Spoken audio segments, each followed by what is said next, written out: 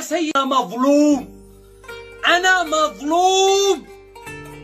إذا بتقولوا إننا عميل، إننا مطرح شرايح، إننا مع العدوان، اثبتوا علي 0%، صفر. وهذا الرقبة وأنتم السكين. اذبحوني أنا أنصار الله، اثبتوا علي.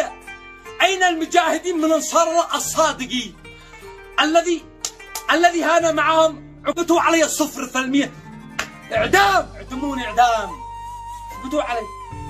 أين العقلاء؟ أين الراشدين؟ أين ما يقولوا صح نثبت عليه، ما بش على شيء يخرج، صح ولا لا؟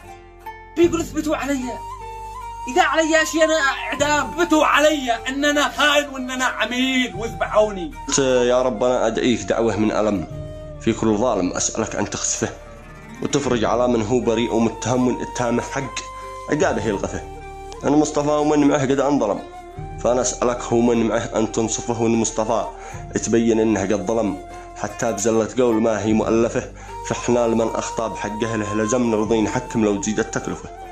والقبيلة حكمت وفرعت بين دم، ورضا حكومتنا عتبقى مشرفة، ومصطفى لا زل قد جاه الندم والمومري مسكين وكل يعرفه، يشتم ويلعن بس هو قلبه سلم من الحقد والأفعال ذي مقرفة.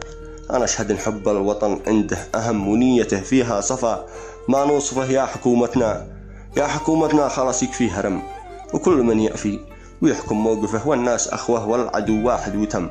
ومن قصفنا قصف لازم نقصفه، من قصفنا قصف لازم نقصفه. وسلامتكم، الله يفك أسر الرجال.